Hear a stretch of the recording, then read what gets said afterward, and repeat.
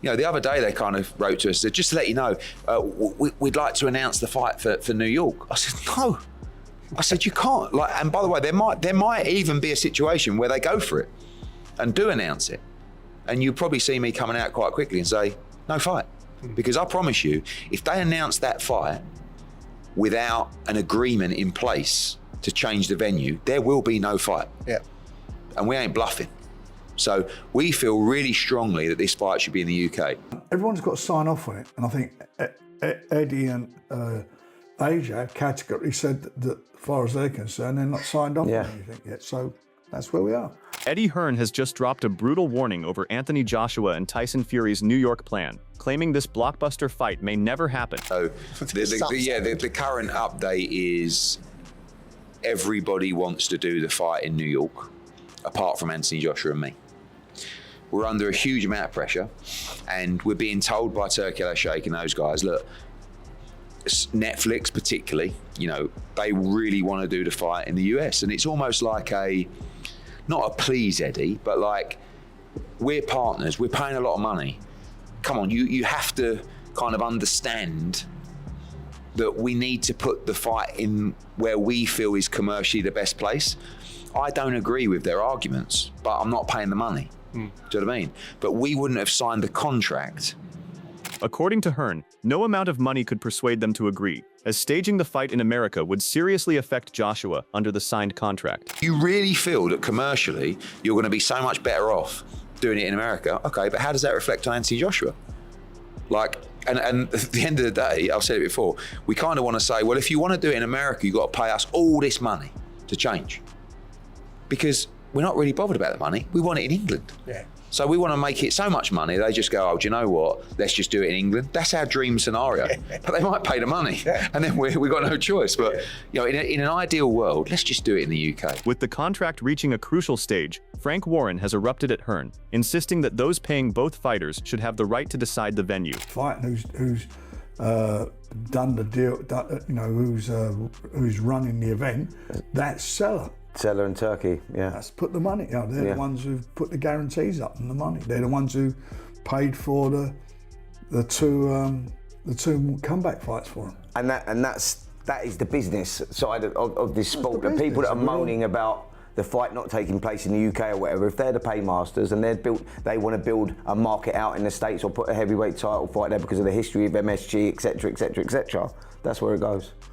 We will see. Yeah. I mean, everybody's got to agree on it, but you know, I'm sure they will at the end of the day. It'll all be worked out. On the other hand, Hearn has hinted that negotiations could end in a contract breach, leaving him isolated as promoters push for the fight in the UK. To a point where they breach the contract by doing America, or we come to an agreement. Now these people are our partners and our friends as well, so it's very difficult because, you know, we wouldn't have signed the agreement in its full if it was in America. So what we can't do is just change it like that and go, oh, sorry about that, we're just going to change it. It doesn't work like that. So there's got to be a discussion, there's got to be a process. We also want the fight to deliver for everybody. But I just, as a Brit and as a British promoter and as someone that's pushed for this fight for so long, I just feel like it's a shame to take it anywhere else other than Britain. With Hearn seemingly standing alone, the situation has affected him too, while his career enters an unusual stage, creating doubts over whether this fight happens.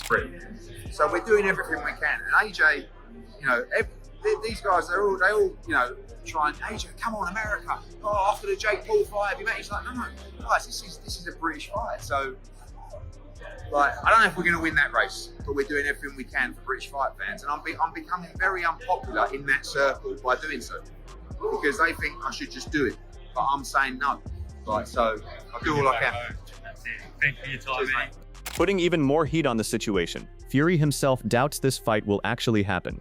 He believes the perfect moment to make it official came when he called Joshua into the ring, but Joshua ignored him. In Fury's view, that refusal was a clear sign Joshua was not willing to let the fight happen, leaving him unsure whether this long-awaited showdown will ever truly become official. Until that fight happens, walk into the ring, I'm not convinced it does. You're still doubtful this fight happens, son? I can never see that stiff sitting on a table with me like that fella there. Ever. What the is he gonna say? I can never actually see him at a press conference with me. It will just be like, a bombardment. Like, I can never see him taking that. He wouldn't even get in the ring. I think the other day, he himself and sat on a stool outside and didn't even want to get up and build the fight, like make the fight happen. When Turkey said to us both, come on boys, let's do it. Get in the ring and make it happen. Didn't want to do it.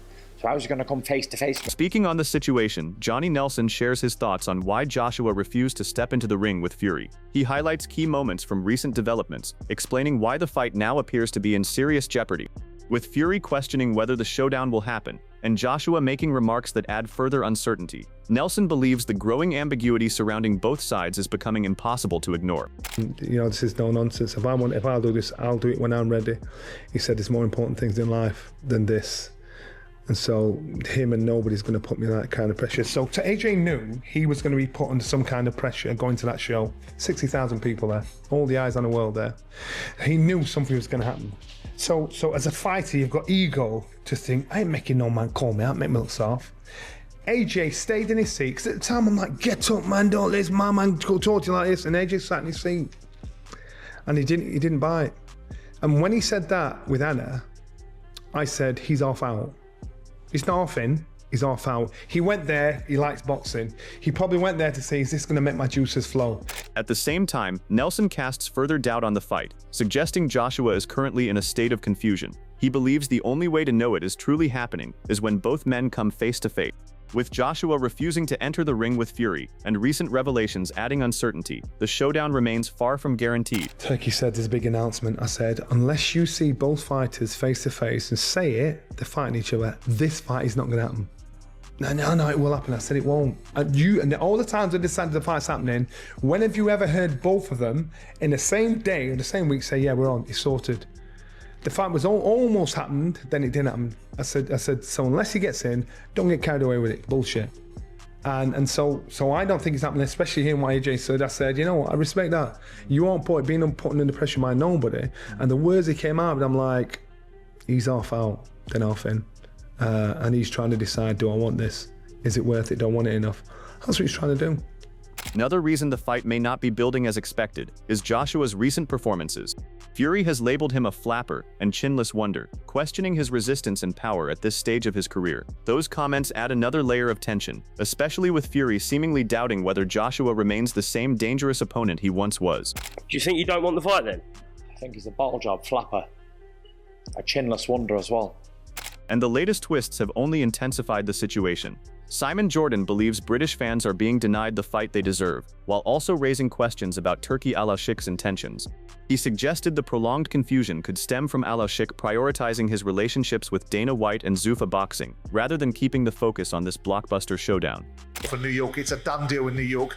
I don't think it happens in the UK. I think it happens where Turki Alashik thinks it best suits his business, which may well be the US because of the relationship with Zuffa and Dana White, or because he wants to do something in Riyadh. You got anything to add to that? Any news on where the likely location is going to be for the Fury-Joshua fight? Well, yeah, it's sort of similar to you, really. I'm hearing strong rumours it could be November the 14th. It could be New York, which would be a better time difference for the British fans as opposed to being in Las Vegas or somewhere like that. So, bloody shame, quite frankly. I know that MSG is a legendary arena, but not for two British fighters in a generational fight that people want to see. But I guess he who pays the piper. 8 years of waiting have done little to bring clarity. Instead, delays and behind-the-scenes disputes continue frustrating fans who simply want to see Joshua and Fury settle their rivalry. The demand remains massive, yet uncertainty keeps growing. Wade Plemons has now blasted the situation as an absolute sham, questioning why supporters are still left waiting. At my setup, but I wanted to talk about this. Dana White, Eddie Hearn. The rivalry continues. These two fight like an old married couple, and it's always over ego and who's going to be the best promoter in boxing, or what's Zuffa doing, what's Matchroom doing. I will say it is becoming more and more one-sided from Eddie to take shots at Dana White, but there's the typical shot from Dana like this one, and it's over the Anthony Joshua and Tyson Fury fight. You might ask yourself, why is Dana even involved in this? Well, the simple answer is Turki Alashik is the man with the money. And the man with the money is going to make the decisions. And as far as this fight goes, the man with the money, Turki Alashik, has decided that Dana White is going to promote it. Now, how that ends up being looked at in reality, like Dana White has no promotional agreement with Anthony Joshua or Tyson Fury. From what I understand, both of them have their fight rights signed to Turki. Another major issue is the lack of a direct fighting agreement between Dana and either Fury or Joshua. Warren and Hearn still hold key positions, with neither side appearing ready to bend over the venue. As talks remain frozen, suspicion continues to build. Alalshik's apparent push to involve Dana has only fueled more anger among fans and boxing insiders. That's Dana White taking a shot at Eddie Hearn. Again, these two take more shots than a Friday night out at the bar, and it's half off bottom barrel tequila shots, right? Like this is a daily occurrence for both of them. Again, more from Eddie, but Dana has his moments like this one. He's talking about Eddie Hearn playing the game of sticking to Anthony Joshua's contract. I'm kind of with Eddie on this one. Anthony Joshua, supposedly, according to Eddie, has a contract for this fight to be in the United Kingdom. Now, again, it's all semantics when we talk about what that actually means, because the man that's making the fight is Turki Al-Sheikh. If he wants him to fight in Timbuktu, he's going to send him a new contract that says that, right? They're not going to try to make AJ fight somewhere else without sending him a new contract, but the contract apparently, as it currently sits, is that AJ is contracted to fight in the UK, and Eddie Hearn wants to stick to it. He's fighting it. Nelson has now pushed back against Hearn's position, telling him to move past the venue dispute. He argues that location should be secondary when millions can watch globally. Instead, Nelson wants Hearn to negotiate a larger purse for Joshua, making sure the money reflects the magnitude of the event, rather than allowing the venue issue to overshadow the fight. In front of your own home watching this, no matter where this fight is, it's a good fight. You know, with what's left of these two fighters. In regards to the location, I think that's just decoration. Would it not be a shame though if it wasn't in the UK, John? Of course it'd be a shame. Of course it would, but the main focus is the fight. Of course it'd be a shame. Get over it. That's one of those things.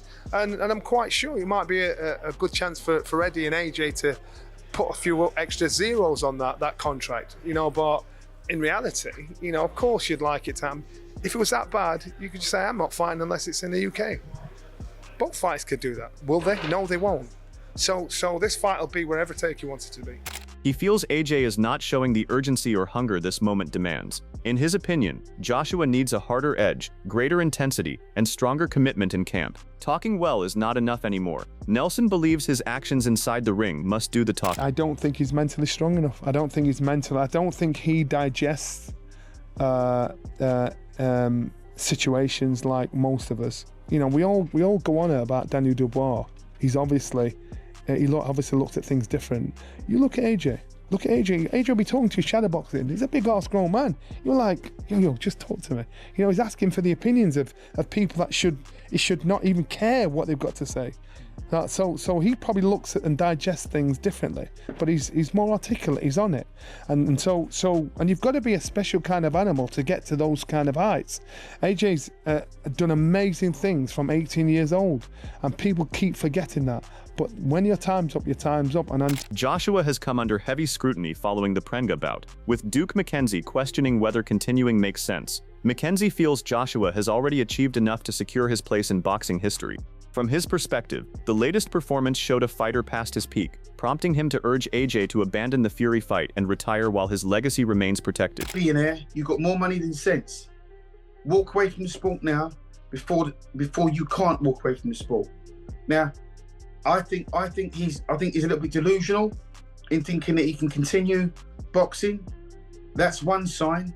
I'm not going to say he's punch drunk, but should he continue in the sport of boxing, that's where he'll end up. A cabbage, finished, gone. And all the money that he's gone cannot buy his health. You know, it's not rocket science. It's not rocket science. Everybody saw last night with their own eyes, he was supposed to wipe that floor with that man that he boxed last night. And yet the wind blew and he could barely stand up. For McKenzie, Joshua's health should come before another headline fight. He argues that AJ has already proven himself, and continuing to chase Fury could create expectations that reality cannot support.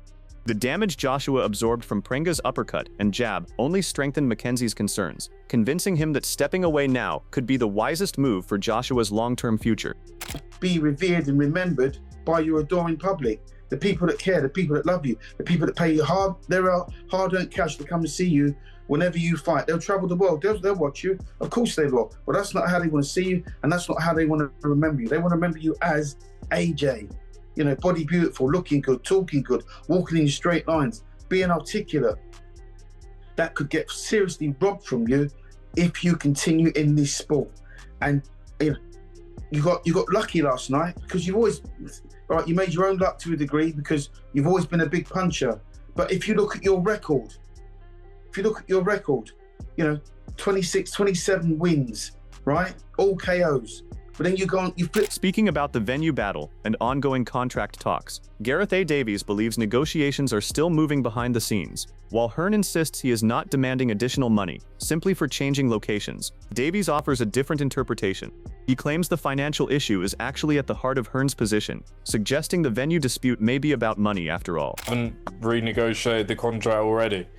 I think they will be asking for more money, Jonathan, and I think that's part of the play, if you like, from Eddie Hearn and Anthony Joshua. But I think, genuinely, I don't see any reason, if I'm brutally honest, why all of the parties, all of them, everyone involved, apart from Netflix and maybe Turkey Al Sheikh, want it to be in the UK.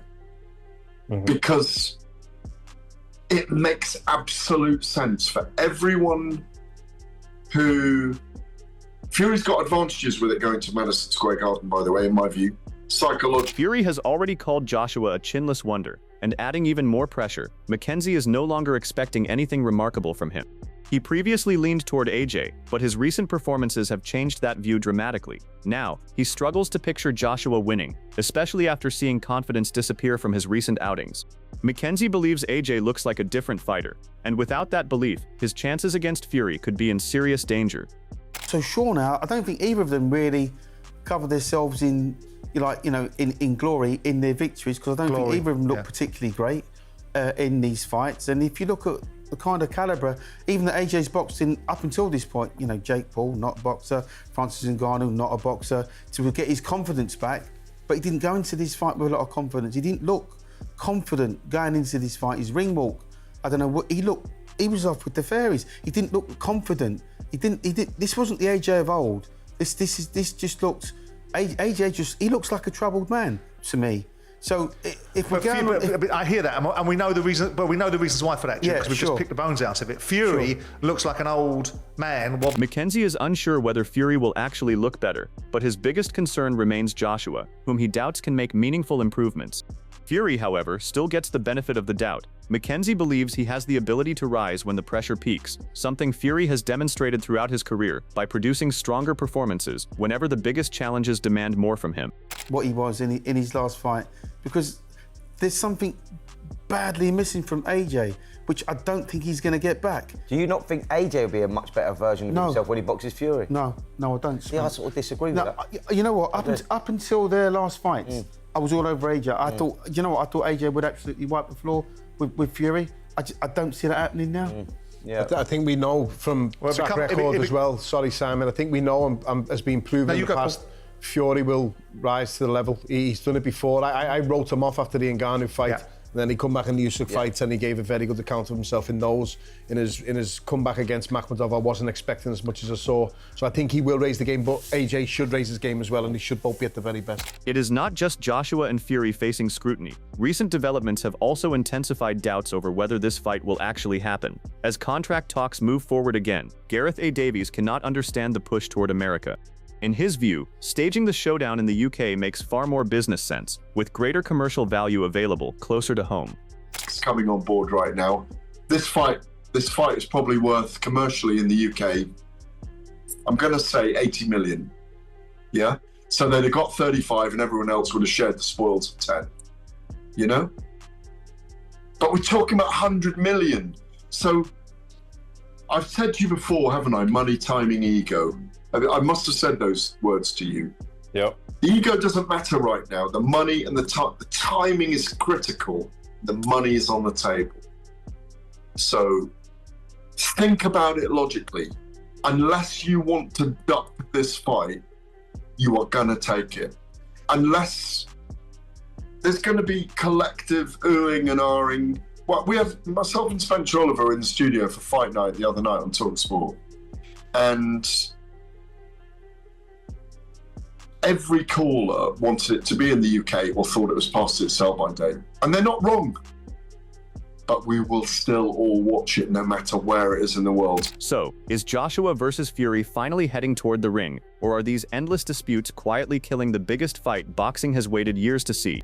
With the venue, contracts, promoters, and fighters all raising questions, nothing feels certain. What do you think happens next? Drop your prediction below, subscribe, and stay tuned for the latest boxing updates.